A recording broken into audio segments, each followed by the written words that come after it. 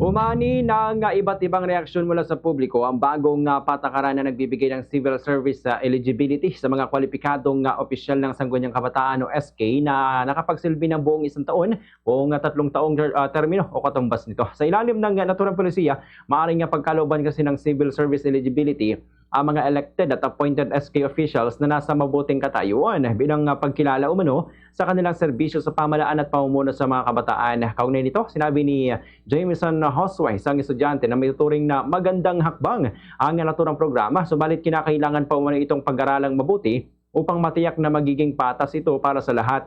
Pinaboran naman ni Mark Louis Acosta ang mas mahigpit na pagsusuri sa implementasyon ng polisiya. Ayon sa kanya, mayroong manong mga ilang SK officials na hindi pa marunong gumawa o mag-construct ng simpleng liham kaya't hindi umano magiging patas ang otomatikong pagbibigay ng eligibility para sa mga individual na matagal nang naghanda, nagpuyat at nagsikap upang makapasa lamang sa civil service examination. Sa kabilang banda, naniniwala naman si Ginoong Angelo Tagubah na malaking tulong ang naturang polisiya para sa mga SK officials.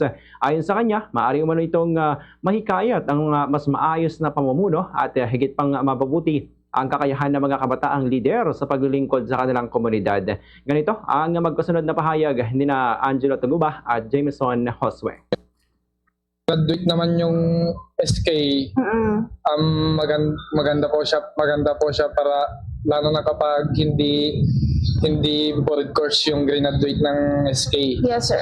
Ang negative naman kung tambay lang yung SK tas magkaka-eligibility ng civil service, yun yung unfair na. Mas maganda po pag-aralan muna nila para mas tingnan kung may dudulot sila sa bayan natin po.